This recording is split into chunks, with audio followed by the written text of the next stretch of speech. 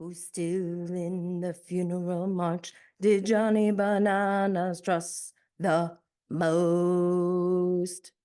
If you aren't living and breathing the Traitors, then we just can't be friends. I ordered this hoodie dress like 2 months ago on Amazon. It was probably actually like a week ago, but feels like forever if it's anything more than right now when I order on Amazon. But it's giving major trader vibes, and I am loving it for today's episode. Let's go.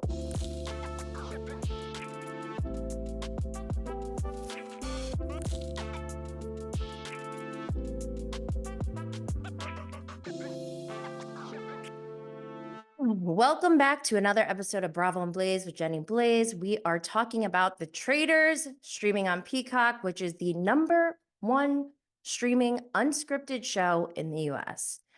And not to brag, but I think I did that. The way I've been so hyped over The Traitors this season is beyond the passion I had for Scandival. And I think it's healthier too. I'm even feeling sexy with my new Traitors garb. Oh my gosh, I love it. It's nice and smooth.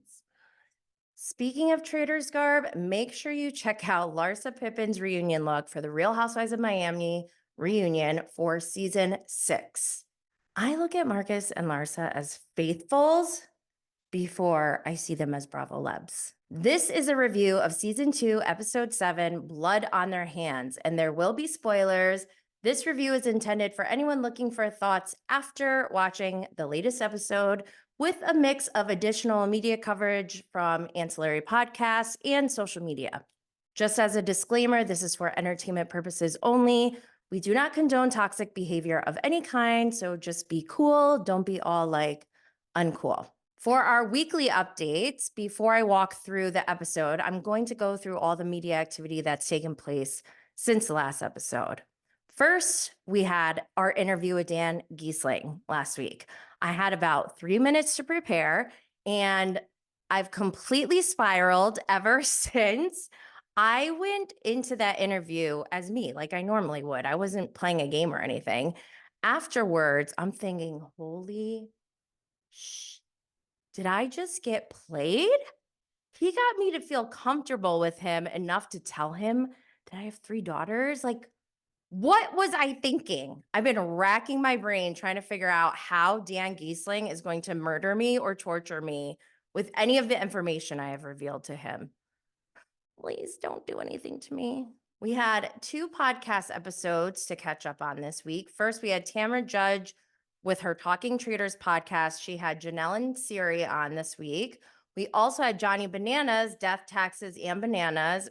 He had Bergie on as his guest. So I'll walk through those. On Tamra's episode, I didn't know. So she had Siri and Janelle. Again, Janelle is like basically a co-host at this point, but Siri won the Traitors US season 1. And I still didn't know anything about Siri except for the Traitors. So what I found out was Tamra met Siri at the Variety's 40 Most Powerful Women in Reality TV party. And I don't know what that means. Like, what does it mean to be one of the most powerful women in reality TV? I would like to know. But other things I didn't know about Siri, she's known as the most iconic player in Survivor history, yet has never won Survivor. She's known for her strategic gameplay and social skills. She's a legend in competitive reality world. She co-won Snake in the Grass. I guess that's another show that I just learned about. She co-won with Janelle and Rachel, who was on the Traitors season 1. And get this, she was known as a woman who got off the couch. Siri was a fan and watched all these shows and then just decided to go play the game. She said she showed up to Survivor like as if she was getting off a cruise ship or something, which doesn't make any sense to me if she watched all the shows. But anyways, they also mentioned that they were all going to New York City. At the time of their recording, it was last week. So they meant this week, and that did happen. At first, people were guessing that it was for the reunion filming, but I thought it was too early for that. So I guess press, but I just like needed it to be confirmed and it was bothering me so much, but no one would confirm it for me. And I'm not going to lie, I feel betrayed. So as they're covering the Traitors season 2, episode 6, Janelle and Siri both thought Dan should have thrown Parvati under the bus. And we talked about that specifically, Dan and I, in our interview. So make sure you go check that out. I also had this idea as I was listening to this podcast. What if winners like Siri, what if she became a host and then started another franchise of the Traitors so we could get more Traitors? And then I was like, oh my gosh, if we keep doing that, like, we'll be recruiting all these people and it's like basically an ML.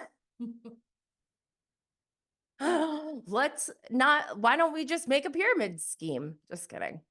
Obviously, let's not do that. But I think it's a good idea. And it doesn't have to be every winner, but like if you are a winner, you get a chance to try out to be a host maybe someday. So Siri's talking about Peter, being seduced.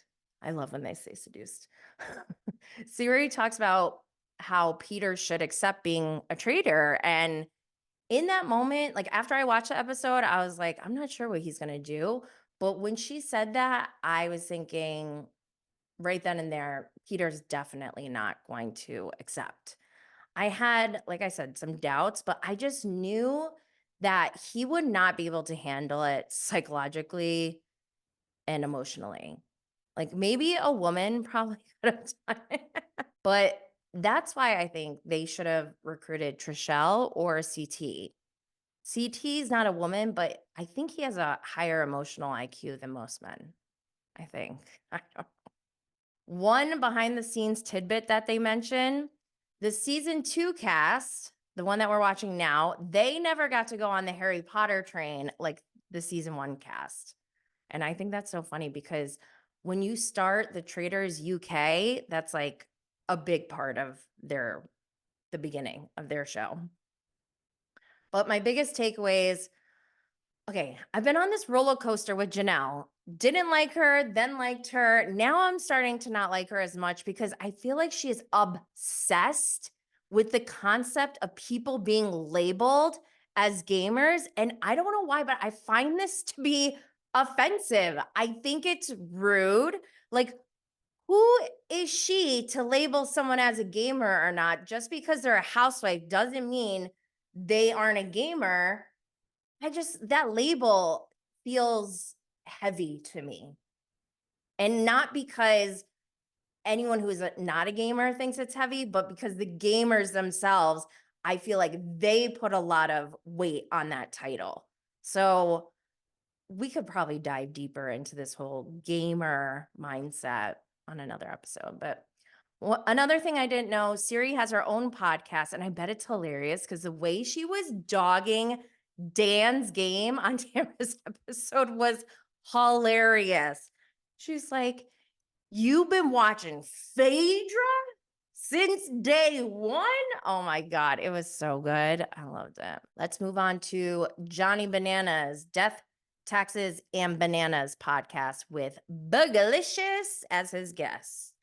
One, I never knew who Bergie was before the Traitors, but he obviously, from watching the show, he seems like he has a very pure heart and is not a manipulative type of person. Side note, I did a review on House of Villains, which I loved. And I think Johnny Bananas may have almost won that. Like, I can't even really remember him on the show. I had to go back to my old reviews to see what I said about him, and it wasn't much. And then I was like, was he even what? I don't remember him, but I think he made it to almost the end. He was like in second place.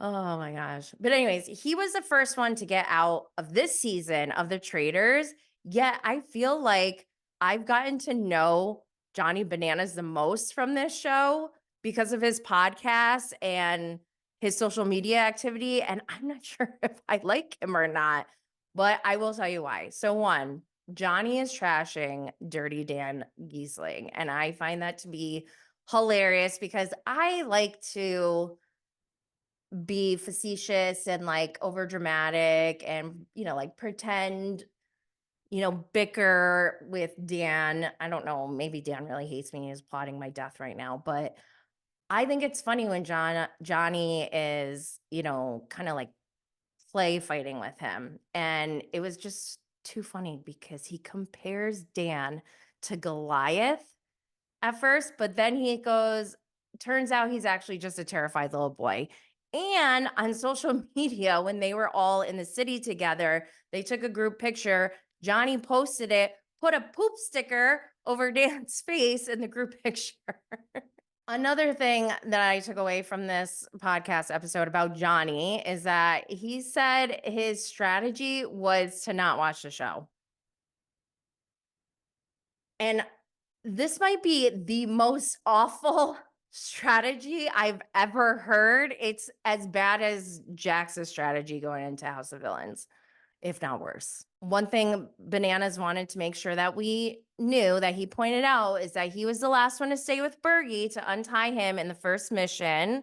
So keep that in mind, I guess, for whatever reason. This is why he should have watched the show, because he would have known that he should have went for the shield immediately. Big mistake, dude. Now I know why Bergie is so precious. He was talking about when he won that shield during that bird mission, and he was like, they were telling him, don't tell anyone you got this shield. And he goes, I don't keep secrets. And that was just so endearing and sweet and made me really, really love him. But then Johnny starts talking, right? Because Bergie, he started his reality TV path, I guess, or whatever you want to call it. His reality TV career on Love Island, which I don't watch.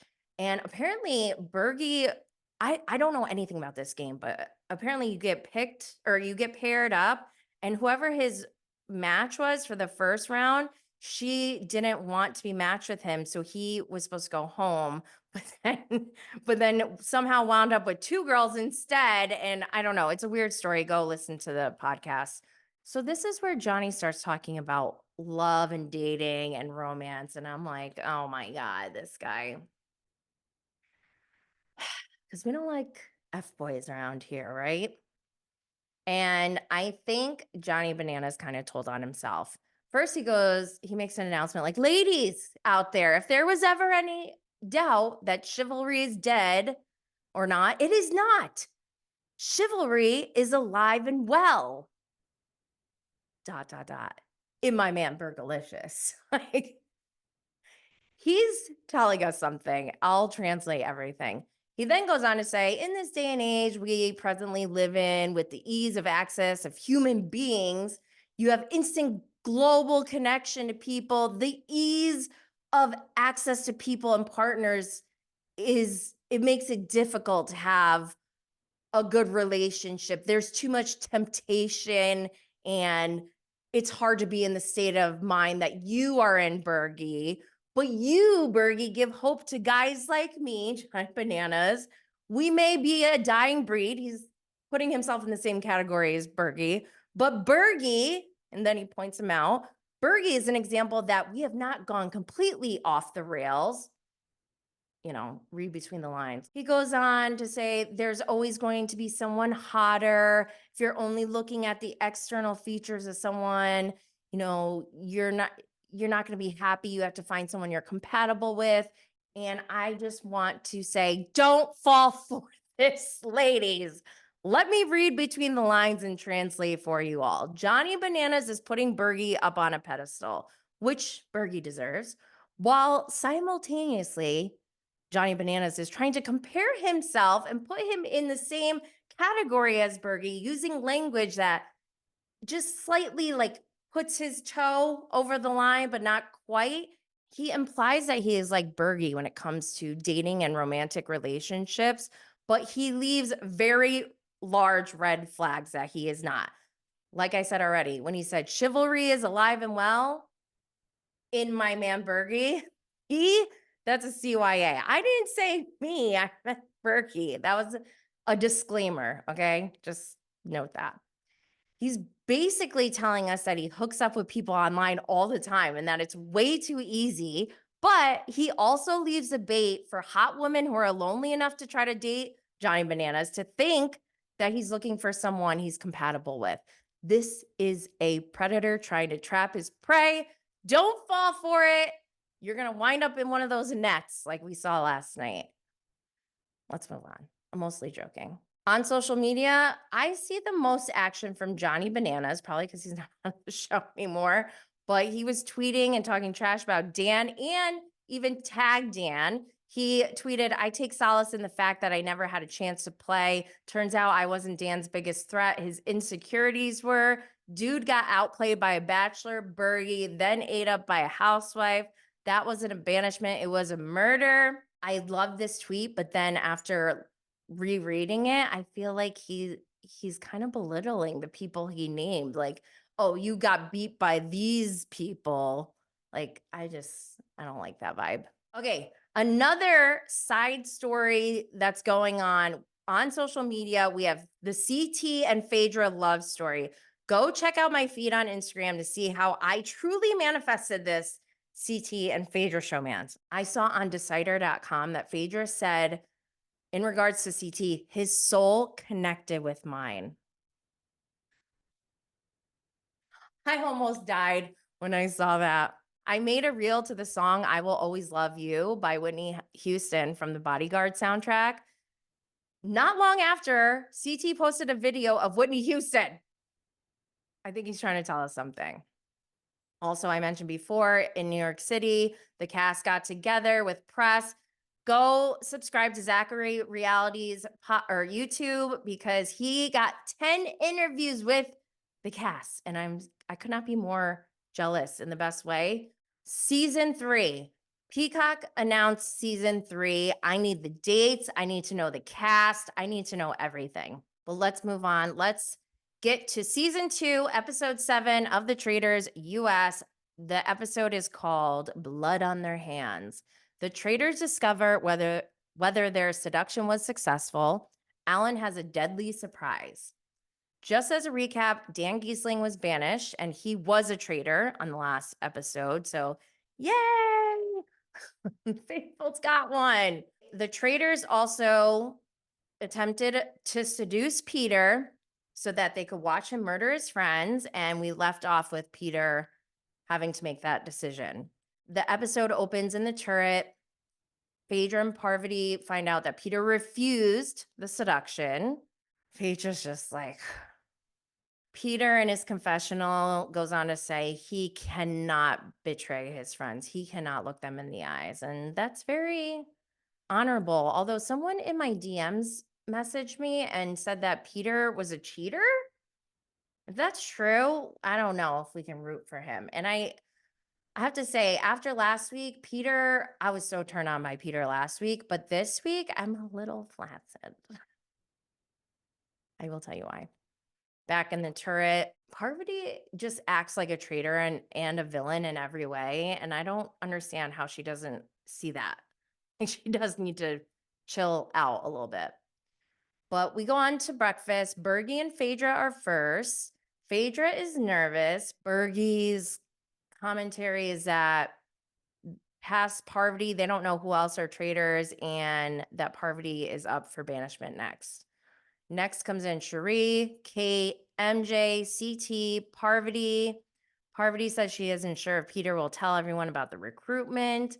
In my mind, that wasn't even a thought at this point, but I'll get to that. We then have Sandra come in. Peter comes in. He says he's not going to let up on Parvati, but then he doesn't do anything. John, Kevin, and Trishelle come in. Everyone is confused. People mention maybe there was a recruitment, but Peter doesn't say anything. Alan walks in. Alan says, they all may be wondering why they have a full complement of players. You may ask, but I will not be answering. You can figure this out on your own. Alan leaves. Parvati asks straight up, so who got recruited? And no one's answering. She goes, we got a new traitor in the house. Is it you, Peter? Which feels so obvious, girl. And Peter's just like, we will see, which bad move, Peter. I don't understand why he wouldn't just say it right then and there.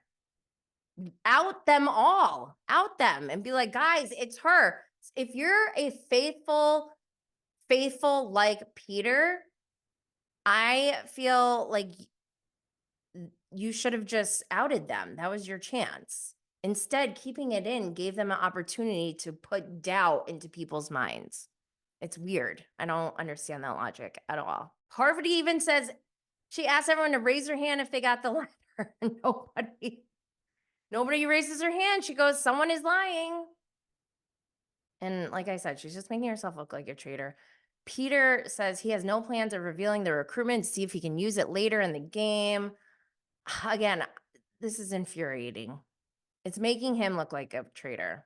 So then we have side theory time. Peter calls Bergie, Trishelle, Kevin, and John to the bar. Peter tells them he's going to tell them something shocking. Peter asks who they think got the recruitment letter. They're like, you. And Peter tells them that he's got it and that he's asking for them to trust them. The way he just kicked off this secret meeting didn't sit well for me. Like, why would you lead with that? You're already putting extra doubt into their mind by leading. I would just come out guns blazing. Guys, they recruited me and I said no. Let's get them. Locked and loaded. Bergie's on. He's like, I trust you.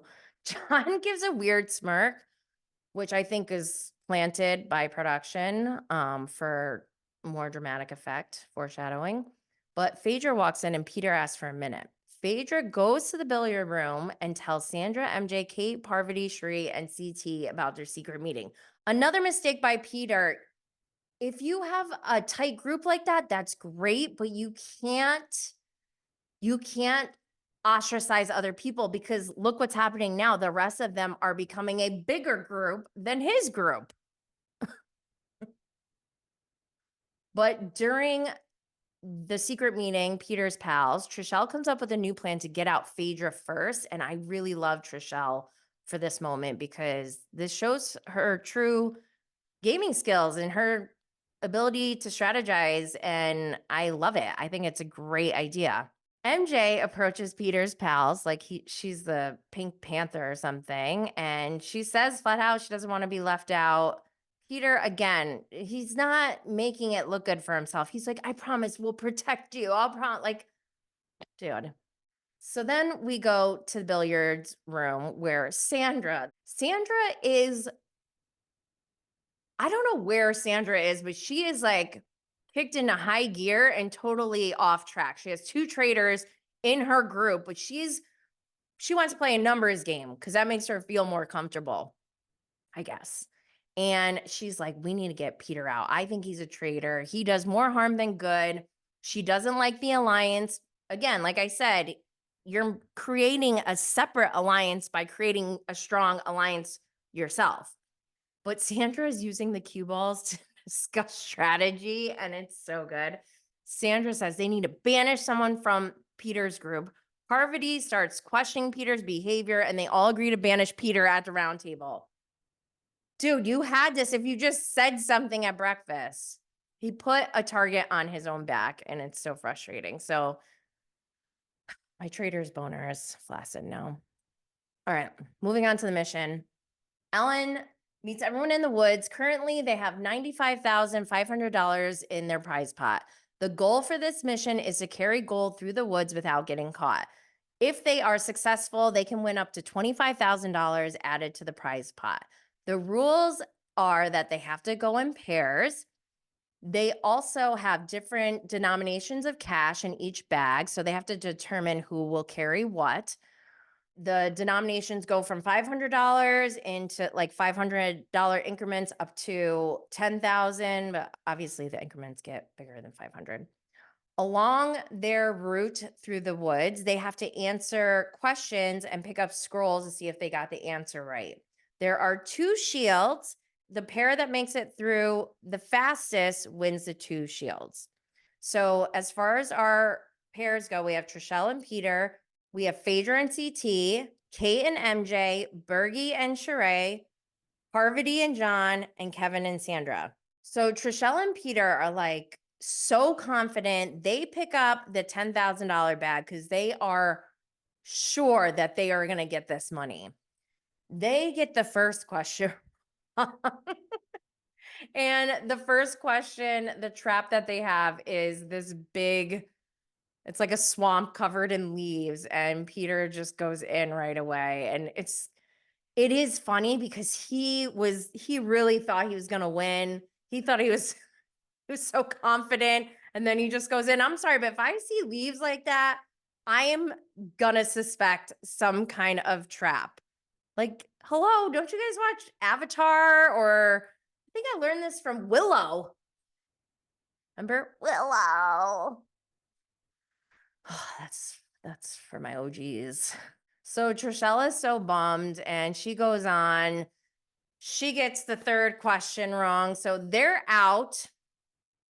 The third question, when Trishelle got out, the trap that was set was a net that literally like pulls them up off the ground. And I think that's kind of scary. I would maybe pee myself if that happened.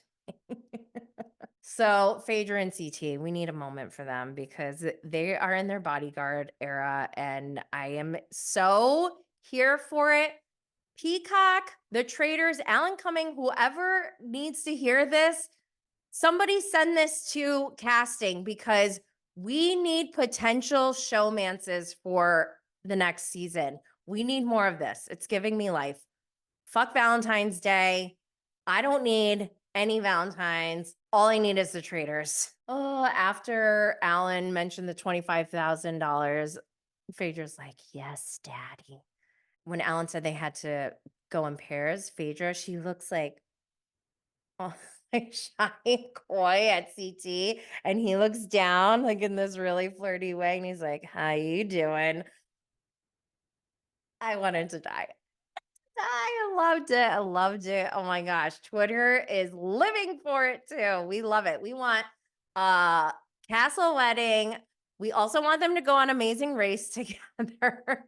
I have a fan fiction fantasy of CT after the wedding. They obviously have to live together. I'm assuming in Atlanta because I don't know. Maybe they live in two places. I don't even know where CT lives.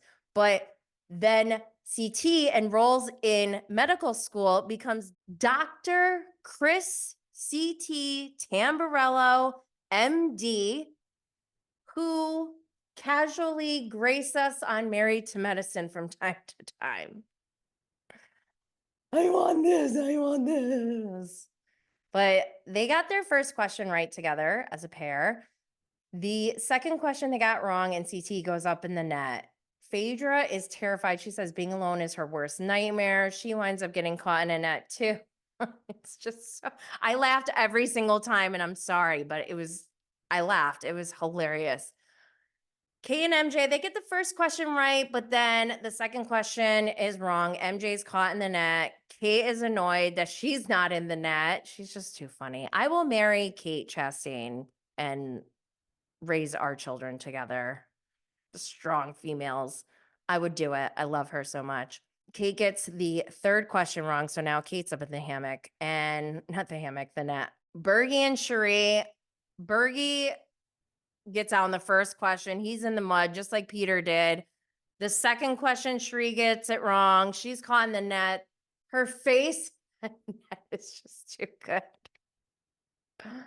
Parvati and John, they are just killing it. They go through. Kevin and Sandra are killing it. They're the only ones who get through, but they won $8,000, so that was good. As far as the shields, the fastest ones were Kevin and Sandra. And Alan says he has a surprise later. Back at the castle, CT is in this armory room, acting super cute, obviously.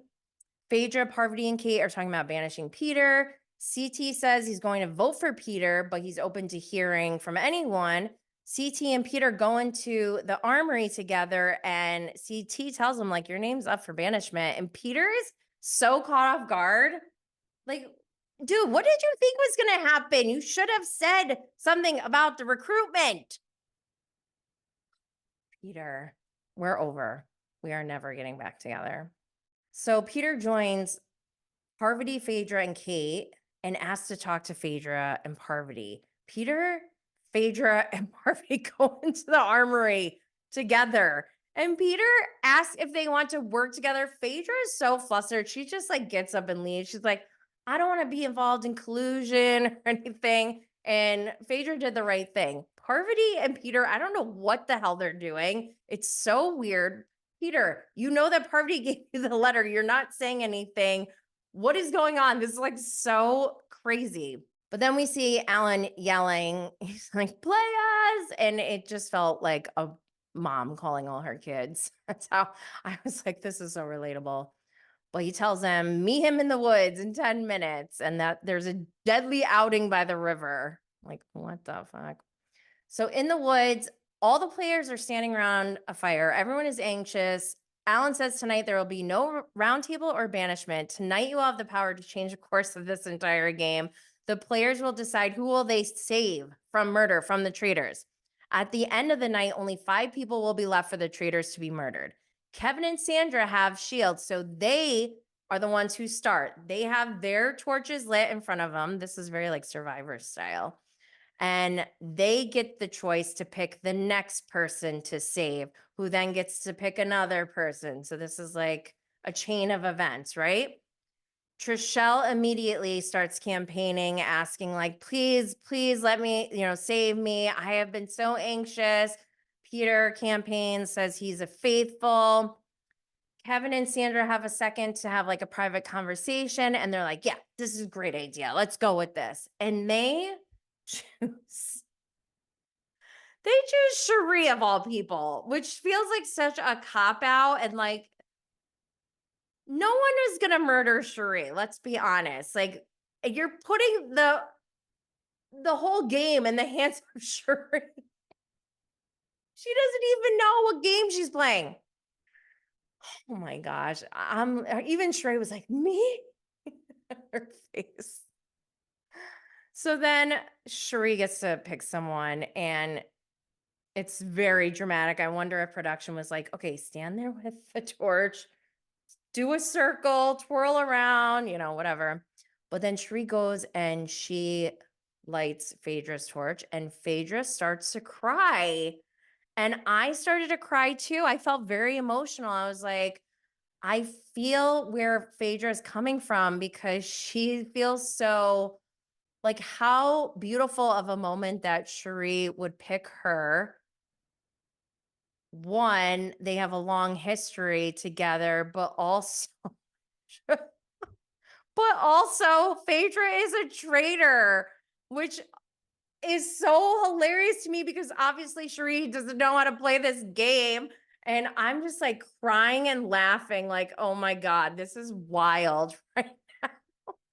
It can't get any more crazy than this, right? But then Phaedra picks CT. She picks her castle daddy. I love it so much. Oh my gosh. So then it's CT's turn. Oh my God. And they have like this really cute moment. He's like, if Phaedra wants to light my torch. Oh my God. I'm living for it. I think side project, I'm going to do a whole montage of Phaedra and CT, because I just am so here for their showmance. But CT has to pick next. And Trishelle is convinced that he's going to pick her. And CT even says, he's like, friendship or the game, like it's just a game. I'm going to pick the game. And so he picks John, and Trishelle is so gutted. I'm still kind of in shock with how gutted she truly was. Like, this sacrifice activity they're doing, sacrifice team building exercise, is intense for sure. But at the end of the day, it's a game. And like, I think I'm the same way as CT, where I'd be like, I wouldn't expect anyone to pick me over the game. Like, this is a game. But CT winds up picking John, and John has one person left to save, and Trishelle's campaigning for herself. Peter's campaigning for himself. John picks Peter, and I just didn't like how Peter started smiling. I haven't gone into this next layer and dynamic of the sociological parts of this game, but I don't love how all the white men are just like walking around with this entitlement and privilege. That's how it feels, at least from my shoes. That's my opinion. Sandra mentions, based off of Peter's reaction, I think he may be faithful. This is why gamers are dangerous in this game, because they could have potentially voted Peter out and he's a faithful, but now she's starting to get it. So we have Trishelle, Bergie, Kate, Parvati, and MJ left as the people who can still be murdered by the traitors. They're sacrificed. Trishelle and MJ are so hurt by this. Bergie seems a little bummed, but not like too devastated. Kate's like, in the after show, she's like, this is like not getting picked for kickball. Not a big deal. MJ is crushed. Harvey obviously doesn't care because she's a traitor. You're a traitor. Back at the castle, Trishelle is so upset. It makes me cry. Second time last night. First time I cried with Phaedra. Second time I'm crying over CT. She said she thought CT was like her brother. It was really heartbreaking.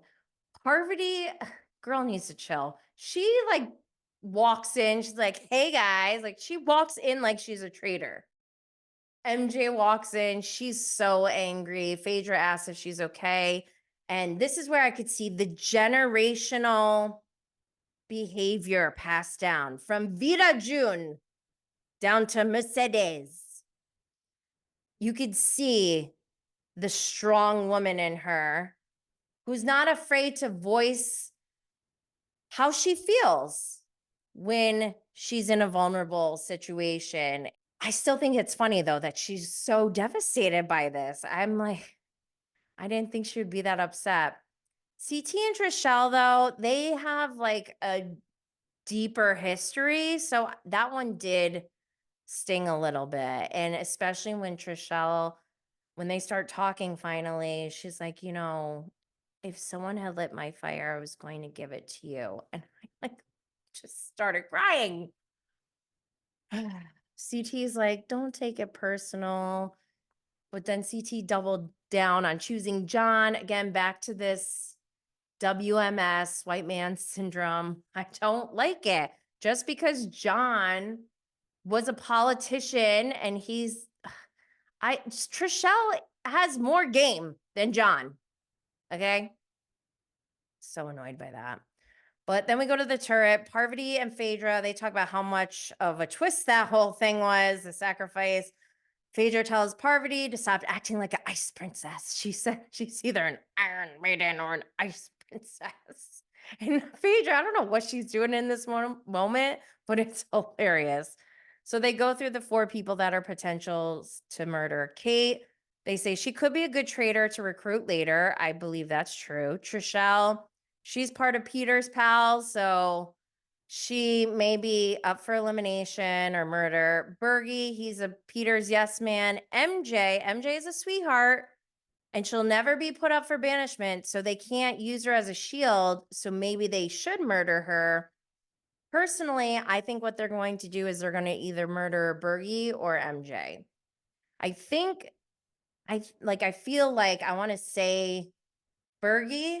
That's like my witchy sense because he was live last night on IG and I just like that's becoming a pattern now with people who get kicked off the show. I start talking to them, but I just have this feeling that it's Bergie because I think MJ will be saved another week because of her Bravo connection. I'm hoping Phaedra saves her, but I also understand if Phaedra is okay with MJ going because, yeah, it probably is a good move to get rid of MJ. Actually, not really. Probably getting rid of Trishelle. No, getting rid of Bergie. Bergie or Trishelle would be the best option for the Traitors, I think. Anyways, after, I mean, I didn't even finish the episode, but I'm always multitasking and I see Bergie go live on Instagram. So I jump on and he's like, right when I jump on, he goes, "Oh, I'm going to bring someone on for questions." And I'm like, oh. So I click the button and right away he accepted. So I'm asking Bergie, one, my number one question is, do you have any tea about CT and Phaedra's showmance? And he said he had no clue during filming. He's just seeing it now happen on the show and he's very surprised, but he said he had no tea. I asked him about the cruise. Cruise of Deception. You can go to cruiseofdeception.com to get all the information, but there's going to be a week-long cruise where they have Bergie, Janelle. I think Rachel's going to be on there. Ari from last season. Geraldine. Michael, unhinged normie Michael is going to be there. Who else? Christian. I didn't like him. Bam, he didn't last that long last time. Sandra's going to be there. Okay, so they each get like 100 people on their team. 80 people will be faithful and 20 will be traitors. If you get out, you can still participate in the games if you want, but they're going to have different games throughout this whole cruise and it sounds like fun. I also asked him to beep, marry, kill his cast, and he looked very scared. I was like, it doesn't have to be a woman. And he's like, right away goes, marry Peter and kill Bananas because Bananas is mad at Dan. And I need to know if I don't think he's really mad at him. I think he's just talking trash because that's what he does. I don't know. But he said he would F nobody. We love our Burgalicious. All right. Also, oh my God, I still have two more things to go through. So Watch What Happens Live. Alan was on Watch What Happens Live, and I'll give you a quick recap. Alan is not a fan of reality TV, which is weird being the host of this show. Alan says the Bravo people are very tribal. He gives an example when Phaedra goes, "Don't come for the housewives." He said it was very tribal and primal, and I loved it. Alan didn't know who Tamara was, but he did know who Phaedra was. Alan didn't know the name of the show, The Challenge. He was like, I don't even know what that show is. And so he's basically been getting a crash course on reality TV over the last 2 seasons. And Andy asked, whose game is Alan enjoying the most? Alan responded that Peter's is the most enjoying. Andy asked, who is Alan most surprised they've lasted as long as they have? So I have to pick just one. Cherie, Kevin, John, MJ, Berkey. Andy asks whose wardrobe titillates Alan the most. He's like, titillates, come on. He's like, I want to say titillate, but raises eyebrows would be Trishelle. Another thing Alan said is the gays are rooting for Phaedra, queer people are going for Parvati. I need someone to explain that to me. In top 5 traitor moments or people, I guess, number 5 for Alan was John Burkow with his, "You, my friend, are banished," to Dan Giesling. Dirty Dan. Number 4 was Phaedra Parks. Lord, not I can sue. Michael Davidson was his number 3. That is who I call the most unhinged normie. He was so wild. He's the one who told Kate, he threatened Kate while they were running to go dig up one of their team members. So insane. Number 2 is Peppermint. He said she made the best exit.